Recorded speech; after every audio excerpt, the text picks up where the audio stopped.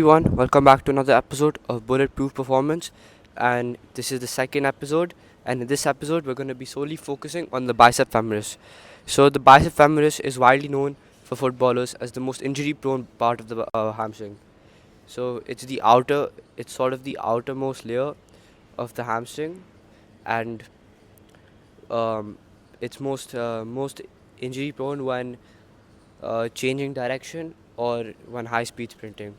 So, take an example of a track back, or when you're dribbling, you need to change direction. When that's basically where injury is most prone. So, in this episode, we're just going to be solely focusing on the bicep femoris and how to prevent injury there. We're going to be looking at some of the stretches that have been researched, and yeah. So let's get at it. Today we have a test subject. We have Arhan Anand with us. Pulling up black windows once you go down. You must be crazy if you think that I'ma slow down. Don't wanna hear it talking shit from the drama. We just sort of warmed up. It's just a quick easy warm up to activate the hamstring. Now we're gonna be moving on to the recovery aspect of it. We're gonna start off with hamstring foam rolling. So let's just get started off with it. As you can see, the hamstring foam rolling really activates the hamstring. That's a good feeling. Loosens up the muscle. It's just really efficient, especially especially for the bicep femoris, which is sort of the outer layer of the hamstring. One. Next up, we're gonna go with the standing hamstring stretch. Extremely important for the bicep femoris. Will certainly help you as a footballer with those with those track back sprints, and with the hip stretching, hip flexion.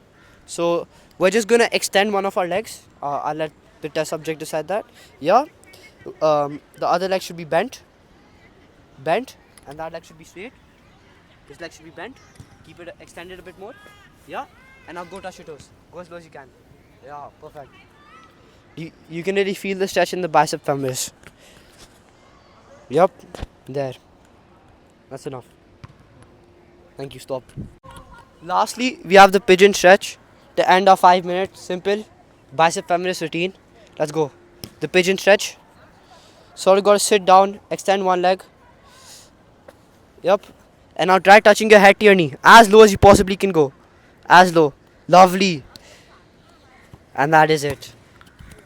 And with femoris, now that we've seen the stretches on how to strengthen and increase mobility in the bicep femoris, we're just going to be talking about why it's so important for footballers. Why the bicep femoris is so important for footballers. So, firstly, sprinting mechanisms. So, first of all, as left backs or right backs or any position except for potentially keepers, in game you're sprinting all the time.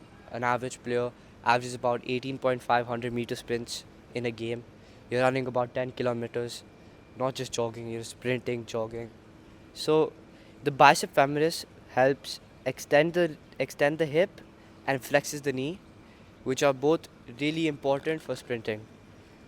And it gives you that explosive power to be faster and change direction. And then secondly, we have kicking mechanisms. So now obviously kicking mechanisms is shooting. So when you're shooting the ball, you're extending your leg, and just when you're about to just when you're about to end the movement, your hamstring, the bicep femoris snaps. So the bicep femoris supports this movement, and if you have really strong bicep femoris muscles, you're just going to have a really good shot. And now thirdly and lastly, we have direction change. Now, as footballers, your coaches must be making you sprint and then change direction. So by now everyone knows the importance of it. So direction change is just deceleration, changing direction with the ball, without the ball. This is when people, or mostly players, are most injury prone, especially on the bicep femoris, because as the bicep femoris being the outer layer, it takes up a lot more load than the other two muscles. which is the semitendinosus and semimembranosus. So yeah, all in all, first of all we have sprinting mechanisms, kicking mechanisms, and then deacceleration and change of direction. So those three, are the most important factors of the bicep femoris, and it's where the bicep femoris is most needed. Now, to wrap this session up, I would just like to thank you very much for watching.